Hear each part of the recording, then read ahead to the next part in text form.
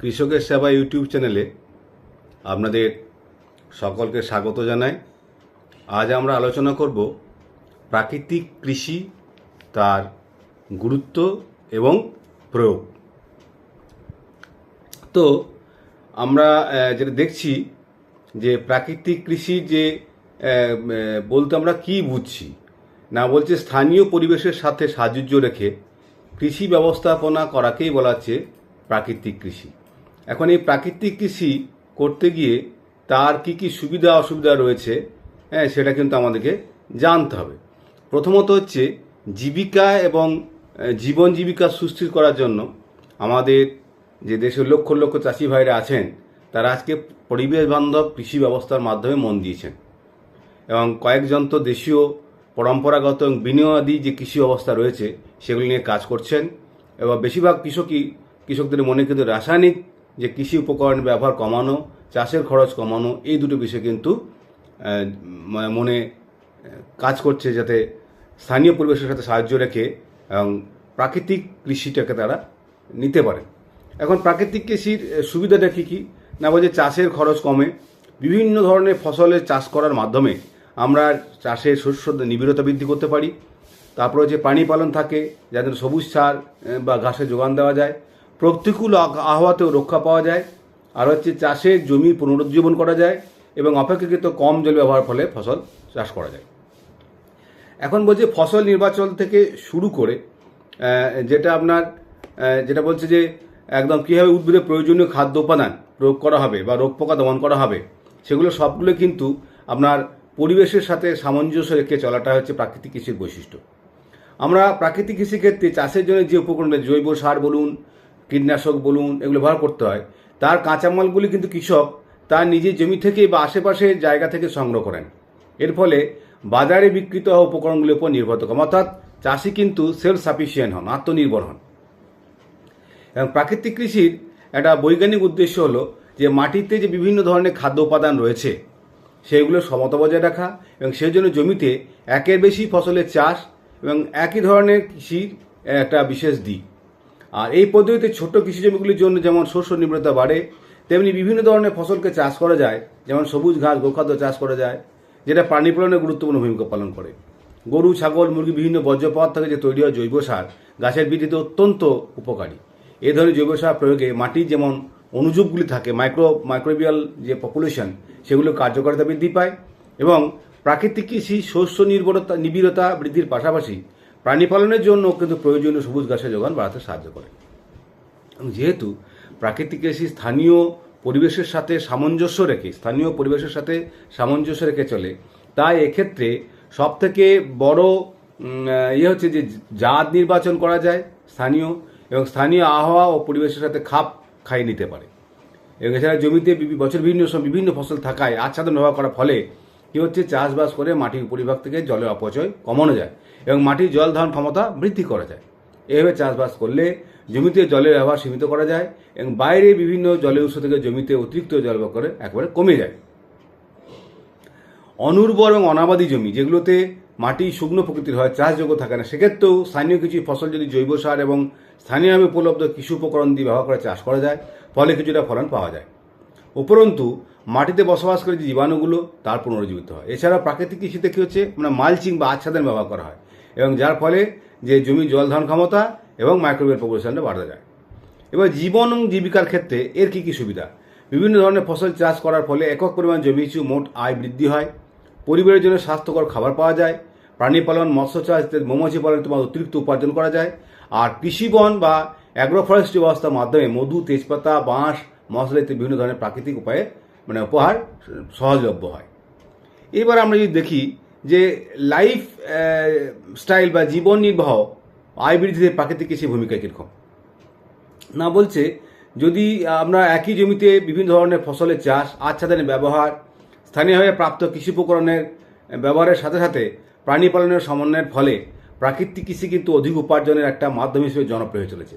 বিভিন্ন ধরনের ফসল ছাড়াও অধিক আয়ের উৎস হচ্ছে প্রাণী পালন, মাছ চাষ, মুরগি পালন, মৌমাছি পালন। এগুলো উল্লেখযোগ্য যে প্রাকৃতিক কৃষি আমাদের বহুলাংশে স্থানীয় পরিবেশ এবং বাস্তুতন্ত্রের উপর নির্ভরশীল, যার ফলে বন অধ্যুষিত জায়গায় কোনো মডেল অ্যাগ্রো ফরেস্ট্রি স্থাপন করলে তা বিভিন্ন ধরনের বিভিন্ন জাতের ফসল উৎপাদন এবং জৈব বৈচিত্র্য রক্ষায় কিন্তু ব্যবহৃত হবে তা নয়। উপরন্তু প্রচলিত খাদ্যশস্যের বাইরেও বাজারে বহুল বিক্রিত বিভিন্ন ধরনের উপকরণ, মধু, তেজপাতা, বাঁশ এগুলো পাওয়া যাবে। এর ফলে ফসলের মধ্যে বৈচিত্র্য থাকবে, রাসায়নিক কৃষি পদ্ধতির ব্যবহার কমবে এবং মাটিতে উদ্ভিদ উপাদানগুলি ভারসাম্য বজায় থাকবে। এছাড়াও কৃষক পরিবারের সবাই কিন্তু পুষ্টিসম্পন্ন, স্বাস্থ্যকর, সুষম খাবার পাবেন এবং পারিবারিক সার্বিক স্বাস্থ্য রক্ষায় গুরুত্বপূর্ণ। এবার যদি আমরা জনগোষ্ঠী পরিচালিত কিছু প্রতিষ্ঠান দেখি যেগুলো প্রাকৃতিক কৃষি করে, না প্রাকৃতিক কৃষি বলছে একজন কৃষকের থেকে আরেকজনের শেখা, জমিতে প্রদর্শনী আয়োজন করা যেতে পারে, তারপরে বিভিন্ন জ্ঞান অভিজ্ঞতা ভাগ করে নেওয়া যায়, প্রশিক্ষণ এবং নতুন নতুন উদ্ভাবন শক্তি দেখা যায়।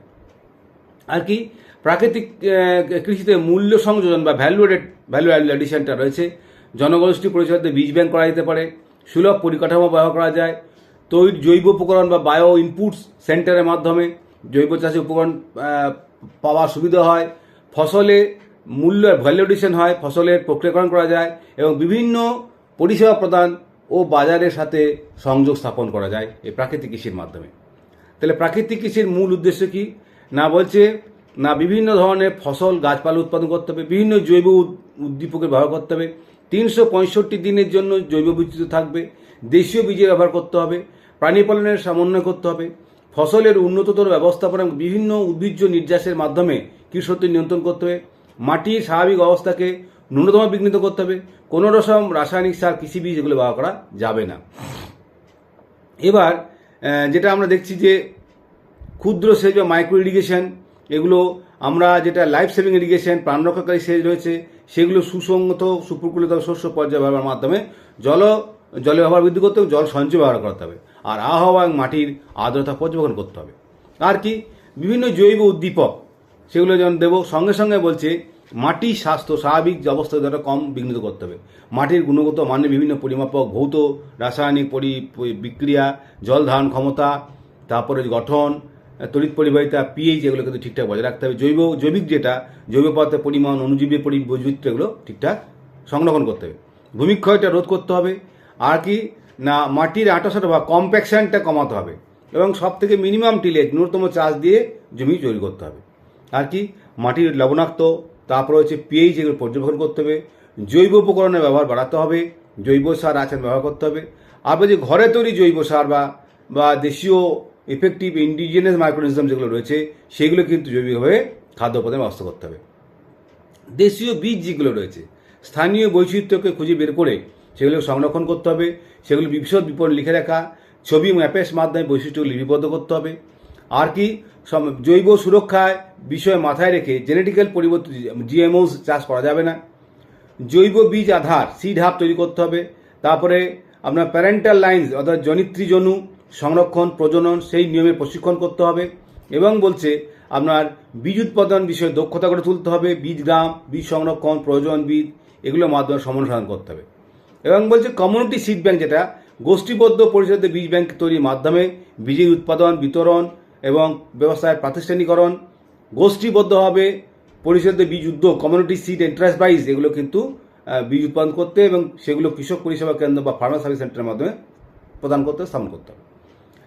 আর বীজ বিক্রির অনুমতি বা লাইসেন্স প্রদানও করতে হবে, যেটা জেনেটিক উপাদান, প্ল্যান্ট জেনেটিক মেটেরিয়ালস রয়েছে সেগুলোর ক্ষেত্রে স্বাধীনতা থাকবে এবং ওইসব উপাদানগুলি সেই থেকে বা সেগুলো থেকে পরবর্তীতে যে সমস্ত উপাদান পাওয়া যাবে তাদের জন্য কোনো রকম স্বতন্ত্র অধিকার বলবৎ না হয় সেদিকে লক্ষ্য রাখতে হবে। আর হচ্ছে কি ভ্যালু এডিশন করে মান উন্নয়ন করতে হবে। আমরা তো আগে বলেছি পানি পালন আছে, কোনো রাসায়নিক সার দেওয়া যাবে না, জৈব সার জৈব পরিমাণ বাড়াতে হবে, রোগ পোকা আগাছা এগুলো ক্ষতিকারক পর্যায়ে না পৌঁছে তার জন্য অর্থনৈতিক ক্ষতির সীমারেখা সবসময় খেয়াল রাখতে হবে এবং বলছে প্রাকৃতিক এবং বাস্তুতান্ত্রিক যে ব্যবস্থা রয়েছে তার পাশাপাশি রোগ পোকা আগাছা যেন সংকটময় মাত্রায় না পৌঁছায় এবং ফসলের ফলন না কমায় সেগুলো আমাদেরকে লক্ষ্য রাখতে হবে। আর বাইরে থেকে অনধিকার বাধা সৃষ্টি না করলে প্রকৃতি নিজেই কিন্তু বাস্তুতন্ত্রের ভারসাম্য রক্ষা করতে পারবে। তাই প্রাকৃতিক কৃষিতে একেবারে রাসায়নিক কৃষি বিষয়ে প্রয়োজন করা যায় না এবং কীটশত্রু, জীবনচক্র এবং ফসলের বাস্তুতন্ত্র জানা থাকলে উদ্ভিজ্জ বা অণুজীবীয় জমিতে তৈরি বা বাজারে বিক্রিত কোনো ধরনের কৃষি বীজ ব্যবহার করা হবে সে বিষয়ে সিদ্ধান্ত নেওয়া সহজ হয়। কৃষি শত্রুর উপর নজরদারি করতে বিভিন্ন ধরনের ফার্ম ব্যবহার করে নিজের জমিতে এবং গ্রামের অন্যান্য কৃষকের জমিতে কী পরিমাণ কৃষি শত্রু আক্রমণ হয়েছে সে সম্পর্কে সকলকে অবগত করতে হবে এবং প্রয়োজনীয় উপদেশ দেওয়া যেতে পারে এবং খুব সহজে বিভিন্ন অ্যাপ ম্যানুয়ালিতে ব্যবহার করে কিন্তু আমরা কী ধরনের সমস্যা হচ্ছে বলা যেতে পারবে। বিভিন্ন জৈব সার তৈরি, তারপরে বিক্রির মাধ্যমে স্থানীয় স্তরে বিভিন্ন শিল্পোদ্যোগ উৎসব করতে হবে এবং স্থানীয় স্তরে নজরের মাধ্যমে সাপ্তাহিক ভিত্তিতে উপদেশ দিতে হবে। এইবার এতে কিন্তু মাটির ফসলে যে মূল ভিত্তি, সেটাকে মাটিকে আমরা কীভাবে সুস্থ রাখতে পারবো এবং জীবিত মাটি, অর্থাৎ সেখানে মাটির মধ্যে অণুজীবগুলো, উপকারী যে জীবাণু ব্যাকটেরিয়া সেগুলো বেশি থাকে, তার জন্য জৈব সারগুলো ব্যবহার করতে হবে। কীভাবে করা যায় না, বলছি জমিকে 365 দিন আচ্ছাদন করে রাখবো, প্রচুর জৈব সার দিতে হবে, কম্পোস্ট সার, নাদেব সার, পচা সার, খামার পচা সার, কেঁচো সার, সবুজ সারগুলো দিতে হবে। আর হচ্ছে মাটির শক্তভাব কমাতে হবে, কম্প্যাকশনটা। শেকড়ের কাছে জৈব পদার্থ পরিমাণ বাড়লে শেকড়ের মাধ্যমে আরও বেশি জল গ্রহণ করা সম্ভব, আর শেকড় যদি মাটিতে আরও বেশি বিস্তার করতে হবে সে বিষয়ে ব্যবস্থা গ্রহণ করতে হবে। এইবার জীবন্ত মাটি জৈব পদার্থ থাকবে কি বলছে, দেখা যাচ্ছে যে সমস্ত মাটিতে মাইক্রোবিয়াল পপুলেশন বা অণুজীব এবং অকৃত বড় জীবের সকলেই আছে, অর্থাৎ কেঁচো, ব্যাকটেরিয়া, ছত্রাক সকলে মাটিতে একটা সহাবস্থান করে এবং মাটির এই জৈবিক গঠনতন্ত্র একটা জীব অপরটির উপর খাদ্য গ্রহণ বা বেঁচে থাকা নির্ভরশীল হয়। তাই মাটির সার্বিক স্বাস্থ্য রক্ষায় কি বলছে যে এই ধরনের একটা খাদ্য শৃঙ্খলের মাধ্যমে বিষয়টি মনে রাখা দরকার করতে হবে।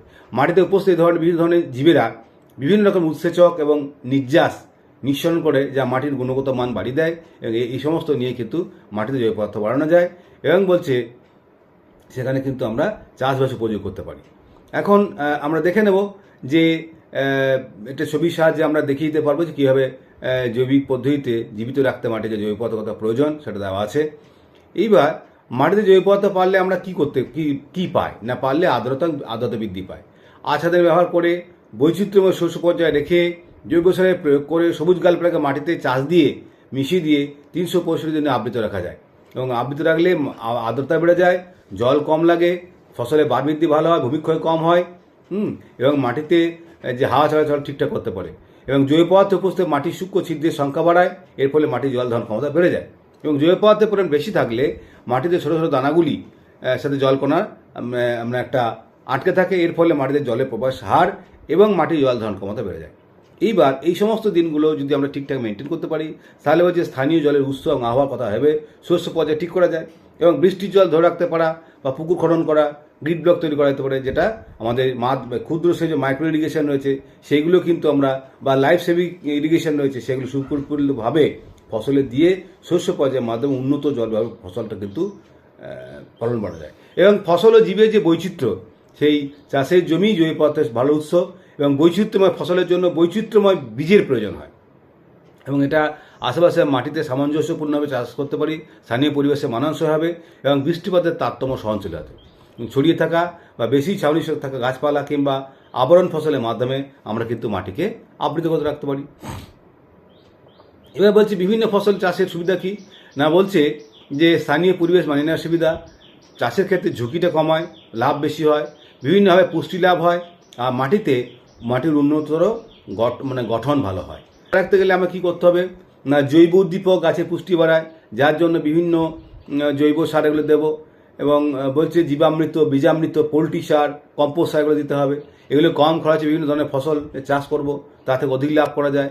মাটির উর্বরতা বাড়াবো, মাটিতে কার্বন বাড়াবো, কম জলে ব্যবহার করবো এবং প্রতিকূল লাভ হয়, অধিক সহনশীল যে সেগুলো আমরা রাখতে পারবো এবং রাসায়নিক কৃষির উপকরণ নির্ভর থেকে মাটিকে যে কোটি কোটি জীবাণু বাস করে তাদের সঠিকভাবে খাদ্যের যোগান হয় না, যার জন্য প্রাকৃতিক কৃষিতে অণুজীবগুলির কাছে সঠিকভাবে খাদ্য পাওয়া যায় এবং পৌঁছায়, তার ফলে উদ্ভিদের খাদ্য স্বাস্থ্য ভালো থাকে এবং মাটিতে হিউমাস এবং জৈব কার্বনের পরিমাণটা বেড়ে থাকে। এবার আমরা দেখি যে কিছু কিছু প্রয়োজনীয়তা এবং তার যে কৌশল সেটা কী করা যায়। মাটিতে জৈব পদার্থের পরিমাণ বাড়াতে গেলে কী করতে হবে না, শস্য পর্যায় করতে হবে, জমিতে ফসলের চাষ করতে হবে এবং ইনসিটু কনজারভেশন করতে হবে। মাটির উপরভাগকে আরও শক্ত করা এবং মাটি থেকে বাষ্পীভবনের পরিমাণ কমাতে গেলে মাটিকে ফসলে ঢেকে রাখতে হবে এবং আচ্ছাদনের ব্যবহার করতে হবে, সরাসরি সূর্যের প্রবেশ করতে দেওয়া যাবে না। মাটির তাপমাত্রা কমানো এবং জৈব পদার্থ শুকিয়ে যাওয়া রোধ করতে 300% আবৃত করে রাখতে হবে। এবার বলছে মাটি ও ফসলে বসবাসকারী জীবাণুগুলি জীবন সংক্রান্ত। মাটিতে জৈবিক কার্যকলাপ বৃদ্ধিতে জীবন্ত শেকড় ধারণ গ্রহণ বিভিন্ন গভীরতা বিভিন্ন ফসলের চাষ করতে হবে। মাটিতে অণুজীবের কার্যকলাপ যদি বৃদ্ধি করতে কী করতে হবে, জৈব উদ্দীপকের ধারণ গ্রহণ অর্থাৎ বীজামৃত, জীবামৃত, ঘন তরল সার দিতে হবে, উদ্ভিদ পাতা পচা সার দিতে হবে। মাটিতে স্বাভাবিক কার্যকারিতার ন্যূনতম বাধা প্রদান করতে ন্যূনতম কর্ষণ করতে হবে। মাটি সংরক্ষণ করতে লিখতে মাটির উপরিভাগে জলের যে অপচয় সেটা সংরক্ষণ ব্যবস্থা করতে হবে। জলপ্রবাহে বিভিন্ন ধাপ তৈরি করে জল সংগ্রহ করতে হবে, মাটি বা নদী দিয়ে বাঁধ তৈরি করতে হবে, পুকুর খনন করতে হবে, অপচয় হওয়া জলের এটা কমাতে হবে। এবং আমরা দেখেছি যে প্রাকৃতিক কৃষিতে ফসলে যে রোগ পোকা হয়, সে বিভিন্ন ধরনের বন্ধু পোকা এবং রোগ সৃষ্টিকারী পোকা জীবাণুদের দ্বারা নিয়ন্ত্রিত হয়ে উদ্ভিদের শরীরের রোগ প্রতিরোধক ক্ষমতা কিন্তু বাড়িয়ে তোলে, অনাক্রমতা বাড়িয়ে তোলে। যার জন্য প্রাকৃতিক কৃষিকে ফসলের রোগ পোকার আক্রমণ থেকে রক্ষা করতে বলছে যে ফাঁদ ফসল, আলোক ফাঁদ, আঠালো ফাঁদ, বন্ধু পোকা, উদ্ভিজ্জ নির্যাস যেমন নিমাস্ত্র, দশপর্ণী, ব্রহ্মাস্ত্র এগুলো আমরা ব্যবহার করতে পারি।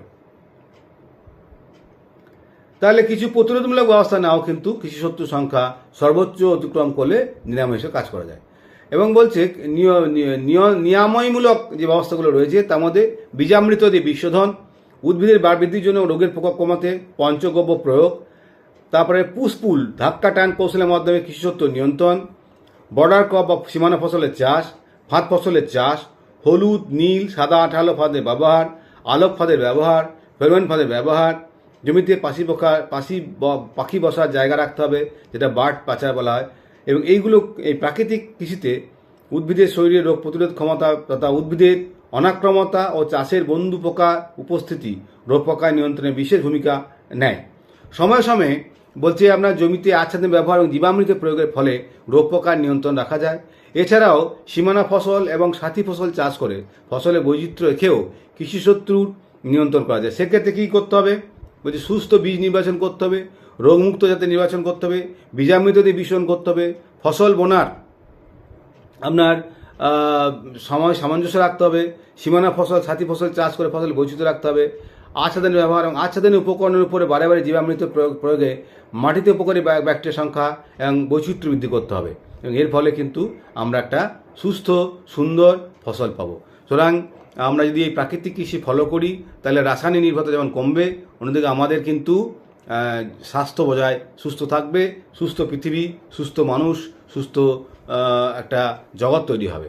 তো আমার এই কৃষকের সেবায় চ্যানেলটি যদি আপনাদের ভালো লাগে তাহলে আপনারা আরও লাইক করুন, সাবস্ক্রাইব করুন এবং আপনাদের যে আরও চাষি ভাই রয়েছেন বা আরও আত্মীয়স্বজন রয়েছে তাদেরকেও এই চ্যানেলটা দেখতে বলুন, সাবস্ক্রাইব করতে বলুন, যাতে আমরা পশ্চিমবাংলার প্রতিটি চাষি ভাইয়ের কাছে পৌঁছে যায় এবং চাষ সংক্রান্ত বিভিন্ন খুঁটিনাটি জিনিস পৌঁছে দিতে পারি। নমস্কার।